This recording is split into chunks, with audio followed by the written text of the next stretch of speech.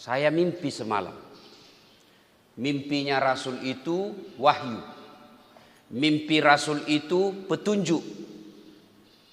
Jangan samakan mimpi kita dengan mimpinya Nabi. Kalau kita orang biasa, apalagi yang tukang tipu, mimpi, bukan itu, bisikan setan. Tidak pernah sholat, tiba-tiba dia lihat mimpi masuk surga. Dia bilang, alhamdulillah saya masuk surga. Kalau kita umat biasa, mimpinya kita, kata Nabi, kalau kau mimpi yang baik dan terbangun, maka ucapkan alhamdulillahi rabbil. Tiba-tiba mimpi kawin lagi. Nikmat atau tidak? Nah, kalau Bapak anggap itu musibah, jangan mengucapkan alhamdulillahi rabbil alamin. Tiba-tiba melihat sesuatu yang baik, alhamdulillahi rabbil alamin. Nah itu kalau mimpinya orang biasa. Ini mimpi Rasulullah. Beliau bersabda, semalam saya mimpi dan Allah perlihatkan saya ada hamba Allah yang masuk ke dalam surga. Dan ketika sampai di dalam surga, Allah memberikan hadiah kepada hamba tersebut. Lalu hamba ini bertanya kepada Allah, ya Allah, begitu banyak yang engkau berikan nikmat ini, begitu besar hadiah yang kau berikan kepadaku ini. Rasa-rasanya hadiah yang kau berikan kepadaku ini tidak seperti, tidak sebanyak, tidak selevel dengan ibadah yang saya lakukan. Ibaratnya pahalanya cuma 5, Allah ganjar dia 5.000. Saya ulang. Ibaratnya kebaikan yang dilakukan hanya 5, Allah kasih hadiah 5.000. Lebih banyak hadiah dari Allah daripada ibadahnya. Dia berkata, sepertinya tidak seperti ini amal kebaikan yang saya lakukan. Besar sekali hadiahmu ya Allah. Allah lalu menjawab, wahai hambaku, ketahuilah itulah doa-doamu yang tidak aku jawab ketika kau hidup di dunia, karena saya tahu apa yang kamu minta tidak mampu kau memikulnya. Nah, ibu bapak saudara-saudara sekalian, kisah sederhana ini pelajaran buat kita. 1, jangan pernah berhenti berdoa. Bapak selesai sholat, jangan langsung pulang. Karena ada memang juga orang begitu, Pak. Assalamualaikum warahmatullahi wabarakatuh. Assalamualaikum warahmatullahi wabarakatuh. Itu kan ada kejadian pada zaman Nabi. Sahabat namanya Sa'labah. Rajin ibadah, Pak. Tapi anehnya setiap selesai sholat maghrib, Assalamualaikum warahmatullahi wabarakatuh. Assalamualaikum warahmatullahi wabarakatuh. Sahabat yang lain berzikir, ini langsung pulang. Ada kan begitu, Pak? Assalamualaikum. Langsung pulang dan menjengkelkannya lagi karena dia duduk di depan. Ada kan yang begitu? Orang masih berzikir langsung saja. Dek tona nama tabe-tabe. Ada yang begitu, terutama ini anak-anak muda yang baru hijrah. Kenapa? Dia langsung pulang. Karena dia bilang tidak ada zikir berjamaah, tidak ada doa bersama. Oke bos, kalau kau tidak mau zikir bersama, tidak mau doa berjamaah, kamu duduklah di belakang. Supaya kau tidak ganggu orang yang ada di depan. Ingat, puncak dari semua ilmu adalah adab. Dan adab itu ketika orang berzikir, bayangkan orang berzikir membesarkan Allah, lalu kau lompati, kau lewati. Apa tidak kurang ajar namanya itu? Saya kasih contoh sederhana. Saya lagi bicara, di depan saya ada gubernur. Ya, saya lagi berbicara ini, berbicara dengan hikmat. Di depan ada gubernur, tiba-tiba kau potong. Kira-kira sopan enggak itu? Kira-kira sopan. Kita panti mutar, Pak, karena kita bilang gubernur. Itu baru gubernur.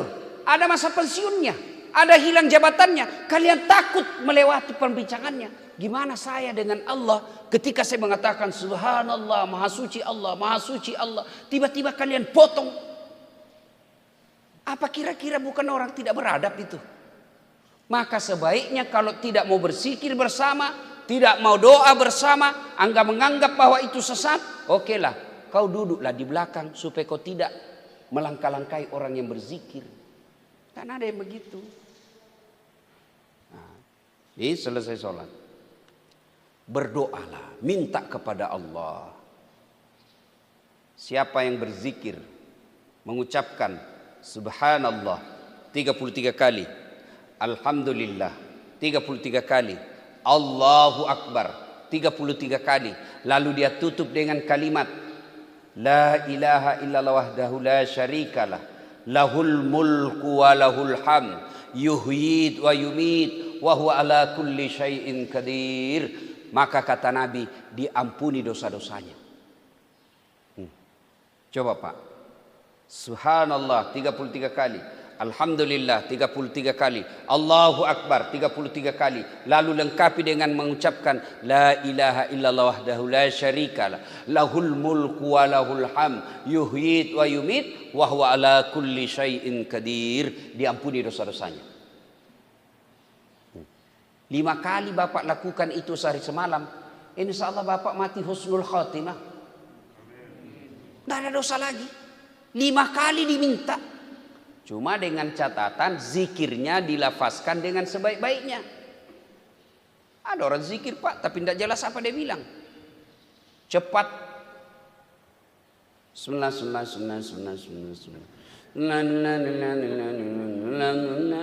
Apa artinya itu sunnah? Coba. Sunnah. Saya biasa heran Pak. Sama-sama subhanallah dibaca, sama-sama 33, sama-sama mulainya. Saya baru 11 dia sudah sampai. Sunnah. Apalagi kalau dia pakai tasbih Pak. Sunnah 2 dia tarik. Sunnah 3 lagi dia tarik. Perbaiki. Dia bilang orang Bugis, sekali sisa kau makbiru deceng, pigau isi decek-decekna. Sekali kau melakukan kebaikan, maka lakukan dengan sesempurna mungkin. Kan sudah terlanjur kau lakukan, maka lakukan dengan sebaik-baiknya. Subhanallah, subhanallah, subhanallah. Terutama nih, mumpung kita ingat. Ada orang yang dikategorikan oleh Allah, ara'aital ladzi yukadzibu biddin, pendusta agama. Siapa pendusta agama? Satu diantaranya mereka yang lalai dalam sholatnya. Mana disebut lalai dalam sholatnya? Mereka membaca bacaan sholat dengan tidak tertib dan tidak bagus caranya. Biasa kan kalau kita sujud tuh ruku. Ini. Allahu Akbar. Allahu Akbar. Allahu Akbar. Itu nanti diambil sholatnya. Ya Allah, ini sholatku. Allah ambil itu sholatnya, dilipat-lipat seperti pakaian kotor, ditempelengkan depannya. Pak! Inikah sholat yang diajarkan? Maka itu kalau ruku, lurus sini Pak, lurus sini, lurus. Pandangan mata ke sini, ini lurus. Kalau tangannya pendek, dia kasih turun, begini. Kalau lengannya pendek, kalau dia terlalu panjang, dia kasih begini supaya ini lurus. Ya, jangan begini Pak. Bukan ruku ini kalau sudah begini. Apalagi Bapak begini saja. Ada juga yang keterlaluan Pak. Agama itu tidak senang yang berlebih-lebih. Ya. Ketika itu ucapkan subhana rabbil azim wa bihamdihi 3 kali baru naik. Sami Allahu liman hamidah. Nanti lurus sini baru baca rabbana lakal hamd. Tumaknina dulu. Apa itu tumaknina? Istirahat sejenak. Ambil napas 1-2 kali. Allahu Akbar. Jangan begini Pak. Sami Allahu liman hamidah. Bukan itu istirahat kalau begini tanganmu bos. Rabbana lakal hamd. Bernapas sejenak. Allahu Akbar. Maka kalau begini cara kita Allah. Jangan heran 30 tahun sholat kita masih hobi makan korupsi. 30 tahun kita sholat, kita masih suka menggibah. 30 tahun kita sholat, kita masih suka berzina. 30 tahun kita sholat, kita masih suka makan riba. Kenapa? Sholatmu belum bisa mencegah kamu dari perbuatan keji dan mungkar. Apa sebabnya? Periksa gerakan-gerakan sholat kita. Karena sholat kita belum sesuai dengan Nabi. Insya Allah kalau orang baik sholatnya, dia akan sehat. Insya Allah kalau orang baik sholatnya akan tercegah dari perbuatan keji dan mungkar. Inna sholata tanha adil fahsya wal mungkar. Salah satu sebab kita sholat kita ini karena kita terburu-buru membaca. Coba kalau Bapak baca itu doa duduk di antara dua sujud. Rabbighfirli warhamni wajburni warfa'ni warsukni wahdini wa'afini wa'fu anni. 8 Bapak minta itu doa. Coba kan kita bicara. Coba kalau Bapak bicara sama ibu deh, ibu. Minta duit sama Bapak. Kan harus tertib. Pak, ada ini rencana saya. Mau beli gelang. Kalaupun Bapak sudah longgar. Kalau Bapak tidak bisa, saya doakan mudah-mudahan bulan depan bisa. Kalau Bapak sudah bisa tapi mengatakan tidak bisa, saya doakan Bapak berhenti berbohong. Ya kan? Tapi kalau Pak saya rencana beliau, kalau kau tidak masuk marah yang tadinya mau dibelikan, kurang aja kasih baik-baik bicaramu, tenang. Maka begitu juga harus diperbaiki cara mengucapannya. Ketika Bapak memuji Allah, sempurnakan kalimat pengucapannya. Subhanallah, subhanallah, subhanallah, subhanallah, subhanallah, subhanallah. Jangan terlalu buru-buru, tidak jelas cara mengucapkannya. Coba deh Bapak ucapkan itu. Coba mulai besok amalkan itu. Berzikir. Ucapkan agak keras sedikit, lalu perdengarkan telinga. Kalau memang orang di sekitar kita agak renggang dan tidak diganggu. Jangan juga mentang-mentang sudah dengar begini, diganggu orang di samping kita. Ada juga begitu Pak, kayak dia sendiri mau masuk surga. Semua langsung, subhanallah, subhanallah. Wah, hati-hati, dia bilang anak muda kesurupan Bapak. Ya? Jadi selesai sholat, zikirlah memuji Allah. Jangan sampai kita seperti Sa'labah. Dipanggil Sa'labah, kau kayaknya sombong sekali. Rasanya kau tidak butuh Allah. Karena hanya orang yang sombong yang tidak mau berdoa. Kenapa disebut sombong Ustaz? Karena doa itu permohonan. Dan hanya orang yang tidak mau bermohon itu orang sombong. Karena dia merasa tidak butuhkan Allah. Doa itu adalah ibadah. Maka selesai sholat, tinggallah sejenak. Subhanallah, alhamdulillah, Allahu Akbar. Sudah itu menengadah ke atas langit, minta kepada Allah. Adabnya dalam berdoa, kedua belah tangan seperti ini. Ustaz boleh begini? Boleh begini? Boleh. Ya Allah. Ustaz kenapa orang berdoa begini Ustaz? Terlalu banyak dia minta. Ya, yang sunnah. Mau menghadap begini, silakan. Kenapa menghadap ke atas Ustaz? Kenapa tidak begini? Tidak ada ketentuan harus menghadap ke atas atau begini. Atau begini. Kenapa orang umumnya ke atas? Karena meyakini bahwa zatnya Allah ada di atas. Padahal Allah itu tidak punya tempat di mana dia. Kita enggak tahu. Nah, sudah itu, mengucapkan salawat. Allahumma salli ala Sayyidina Muhammad wa ala ali Sayyidina Muhammad. Ya, jangan berdoa seperti matanya pencuri. Ya Allah, ampunilah segala dosa yang telah aku lakukan. Enggak serius Bapak minta itu. Ustaz, kenapa ada orang tutup matanya? Dia merasa lebih khusyuk. Ada yang jelalatan matanya. Yang penting Bapak mana merasa lebih khusyuk. Yang penting jangan lihat semua. Karena kalau Bapak ini kita baca semua ini. Berdoa sambil waktu sholat subuh. Padahal dalam mulutnya itu membaca Allahumma gfirli. Tapi dalam hatinya dia baca itu. Waktu sholat subuh berjamaah dia baca semua. Maka ada orang yang tutup matanya. Supaya lebih khusyuk. Nah, sudah ya. Berdoalah. Berikutnya Bapak Ibu sekalian hikmah dari kisah ini. Bahwa ternyata doa itu pasti semua dikabulkan. Cuma ada yang dikabulkan. Ya, dikabulkannya itu begini. Satu langsung dikasih di dunia. Ya Allah, mudah-mudahan saya lulus ujian CPNS. Allah kasih di dunia. Langsung dikasih. Kabul. Ada juga yang dikasih ditunda. Kapan ditundanya? Tunda 3 tahun yang akan datang baru dia lulus. Yang ketiga ada dikabulkan, ditunda sampai apa? Sampai hari akhir. Nah, ada yang tanya, kalau begitu Ustaz, ada pasal-pasal doa yang tidak diijabah. Ada.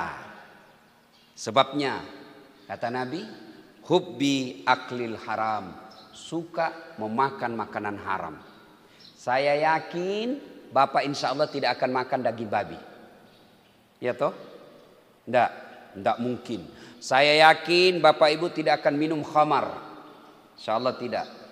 Tapi yang membuat kita makan uang haram itu apa? Gara-gara dagang transaksi yang tidak sesuai ajaran Islam.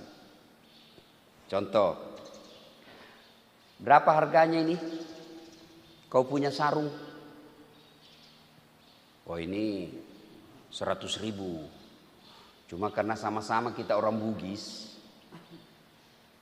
saya kasih kau modal 90 saja. Padahal 90-nya itu sudah ada untungnya. Dia bilang modal itu haram. Bapak menipu orang. Wa ahallallahu bai'a wa harramar riba. Allah halalkan jual beli, Allah haramkan riba. Mana itu riba? Menipu pembeli. Asli enggak? Asli. Padahal palsu. Itu haram. Jangan sampai seperti itu. Mana lagi yang haram? Termasuk orang yang bekerja, masuk kerja karena nyogok. Selama gajinya dia makan, selama itu makan uang haram. Misalnya anggota DPR. Ada anggota DPR di sini? Ada? Coba ini mau di pencoblosan Pak, banyak yang datang. Misal, dia terpilih karena nyogok. Jumhur ulama, mayoritas ulama berpendapat selama dia terima gajinya itu, selama itu dia makan uang haram. Jadi polisi, jadi tentara, jadi SN, nyogok dia masuk, selama dia makan gajinya itu, selama itu dia makan uang haram. Na'udzubillah min dzalik. Saya biasa juga heran. Ya, saya bilang wajar orang banyak mau jadi pejabat Pak. Saya ini kan sering naik pesawat. Tuh lihat itu kalau pejabat-pejabat negara naik pesawat Pak. Dikasih bisnis kelas. Biasa pengawalnya 2 orang Pak. HP-nya pun dibawakan. Yang enak jadi pejabat Pak. HP aja dibawakan Pak. Mau menelpon. Telepon. Coba itu. Semua dibayar Pak. Tapi masalahnya dia malas kerja. Kami ini ikhlas deh. Biarlah kau digaji, dikasih kau ajudan, dikasih ke mobil dinas, dikasih rumah dinas, dibayarkan bensinmu, dikasih sopir, dibayarkan listrikmu, dibayarkan lampumu. Silahkan deh, dibayar kau puluhan juta, silahkan. Kami ikhlas. Tapi kerjalah yang baik. Ini sudah digaji puluhan juta. Dikasih staf ahli 5. Dikasih ajudan, dibayarkan segala-galanya. Reses hilang. Suruh rapat, diprotes, salah ketik. Bayangkan kalian sudah digaji puluhan juta. Lalu tidak kau baca itu rancangan undang-undang begitu keluar alasanmu salah ketik. Apa tidak dicari kau nanti malaikat kalau kau mati? Salah ketik. Menyangkut hajat hidup orang banyak Indonesia. Diprotes, ada kesalahan. Oh itu salah ketik. Apa kau bahkan gaji buta itu orang seperti itu. Na'udzubillah min dzalik. Termasuk ini pegawai-pegawai yang jam 9 masih ada di warkop. Jam 10 masih ada di warkop. Paling terlambat datang, paling cepat pulang. Begitu terima honor paling depan hadir. Itu penyebab doa kita susah diijabah. Terlalu banyak uang haram kita makan. Na'udzubillah min dzalik. Makan yang bukan haknya. Nah berikutnya lagi. Ya. Nah ibu bapak saudara-saudara sekalian. Teruslah berdoa. Doa yang paling mendesak kita minta ini Pak. Anak yang soleh dan soleha. Ini negara kita kan sekarang ini Pak ribut minta ampun. Inilah bangsa yang paling susah diurus Pak. Bangsa kita ini paling susah diurus. Tidak ada vaksin, teriak semua minta vaksin. Sudah ada vaksin, dia bilang lagi apa? Palsu. Sudah dinyatakan asli oleh BP POM, dia bilang lagi ini tidak halal. Sudah keluar label halal dari MURI, dia bilang lagi apa? Harus Pak Presiden dulu yang disuntik. Sudah disuntik Pak Presiden, dia bilang lagi tidak masuk jarumnya. Sudah masuk jarumnya, dia bilang lagi pencitraan. Bingung saya lihat ini rakyat kita Pak. Apa yang kita mau? Maka Bapak Ibu Saudara-saudara sekalian, kehancuran kerusakan negara kita ini karena orang tua gagal mendidik anaknya. Coba kalau anaknya baik agamanya. maka dia jadi anggota DPR yang bagus. Kalau dia berhasil didik anaknya jadi kepala dinas, mereka jadi kepala dinas yang baik agamanya. Tapi karena kita pendidik anak kita, Pak, tidak sesuai dengan agama, kita lebih mengedepankan ilmunya daripada akhlaknya, maka jangan heran ketika usia senja nanti, Pak, di saat kita sudah tidak bisa berbuat apa-apa, anak kita semua jauh dari kita. Saya sering lihat, Pak, tokoh masyarakat dia di Sulawesi Selatan. Pejabat besar dulu, begitu dia pensiun ke rumah sakit yang pegang kateternya orang lain. Tanya mana anaknya, semua sibuk. Bapak mau seperti itu. Waktu aktif dibukakan mobilnya setiap turun dari mobil.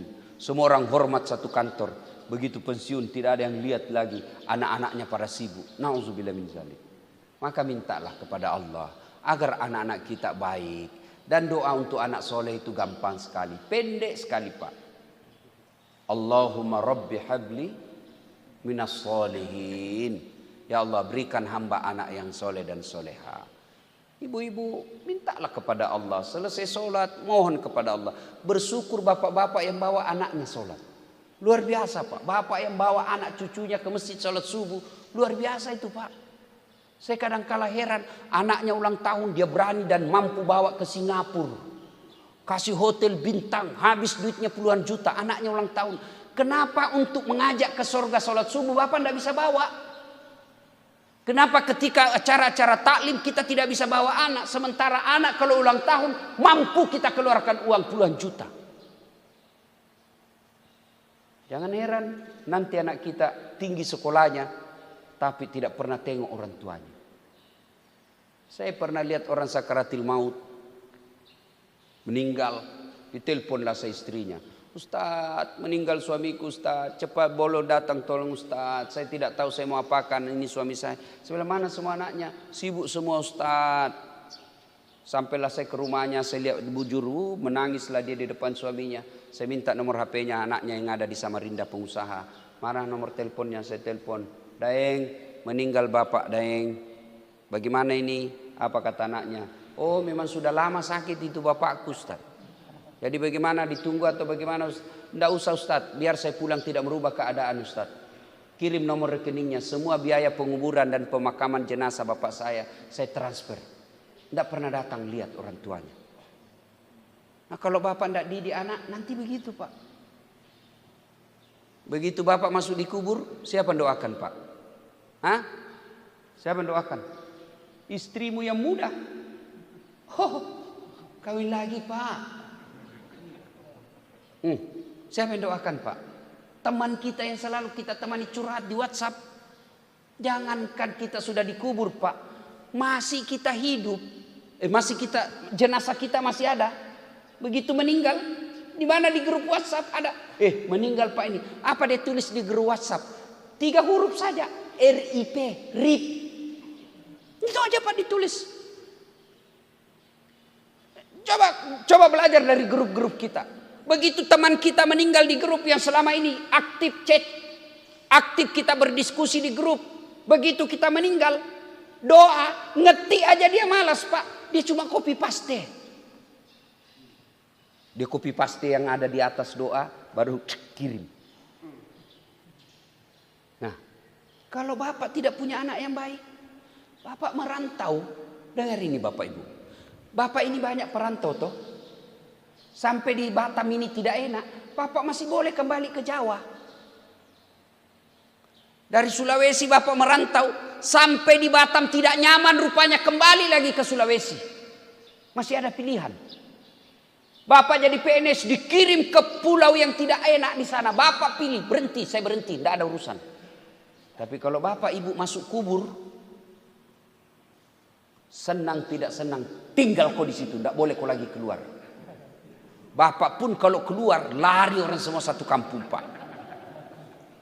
Dan pada saat Bapak dikubur, putus semuanya, kecuali anak yang soleh dan soleha. Bapak mau tahu masa depannya Bapak dikubur? Lihat anak kita sekarang. Lihat anak Pak. Berapa umur Pak? Ini nih, terutama yang muka-muka sakaratil maut sudah ini, yang putih-putih rambutnya. Ayo Pak. Pak, kira-kira kalau Bapak meninggal, coba Yang bapak-bapak yang meninggal. Meninggal Pak, dikubur. Siapa yang doakan? Nah kita kalau meninggal, perjalanan Pak bukan sehari. Perjalanan bukan 10 tahun. Tidak pulang-pulang lagi. Dan pada saat itu, kita berharaplah anak kita. Doakan. Itu kalau anak kita baik. Kalau anak kita tidak baik, na'udzubillah min dzalik. Satu kali, Nabi menuju ke suatu tempat. Dan ketika menuju ke tempat tersebut, Nabi melewati pemakaman. Dan begitu Nabi melewati pemakaman, Nabi bersabda, langkahkan kakimu dan cepat. Sahabat semua langkahkan capi, buru-buru. Sampai Nabi balik lagi, rute yang sama. Lewat lagi pemakaman, seluruh sahabat langkahkan kakinya dengan cepat. Nabi bilang, tidak usah kau buru-buru, santai saja. Bertanya sahabat, ya Rasulullah waktu pergi buru-buru, pulang tidak. Ada apa ya Rasul? Tadi itu ini orang, disiksa dia. Saya diberi pendengaran Allah disiksa. Tidak betah saya dengar dia disiksa lama-lama, maka saya mau cepat supaya saya tidak dengar lagi. Pulang tidak lagi. Kenapa? Saya dengar berita dari Jibril. Allah perintahkan, malaikat yang menyiksa di kubur, hentikan siksaanmu. Tidak mungkin kusiksa ini bapaknya. Sementara anaknya di dunia lagi belajar mengaji, membaca basmalah. Bismillahirrahmanirrahim. Hentikan siksaanmu. Baru basmalah dia baca anaknya. Bapaknya sudah dibebaskan dari asap kubur. Tidak malaikat katakan, tidak Nabi katakan, hentikan siksaanmu. Kenapa? Anaknya lagi chatting. Anaknya lagi berWhatsApp. Tidak. Sebaliknya, kalau bapak punya anak maksiat, bapak disiksa di kubur. Lihat itu anakmu dibonceng lagi cowoknya, bukan mahramnya. Disiksa lagi bapaknya. Lihat itu anak gadismu keluar tidak pakai jilbab. Disiksa lagi ibu bapaknya. Maka sebelum segalanya terlambat, didik anak. Doakan anak kita. Jangan kasih makan uang haram. Nasihat paling baik itu bukan dari mulut, dari keteladanan. Ibu bapak saudara-saudara sekalian, karena waktu yang sangat terbatas, inilah tausiah kita, mudah-mudahan ada manfaat. Saya tidak bisa berlama-lama sebab pesawat saya pukul 7 dan saya harus segera melanjutkan perjalanan ke Jakarta. Kalau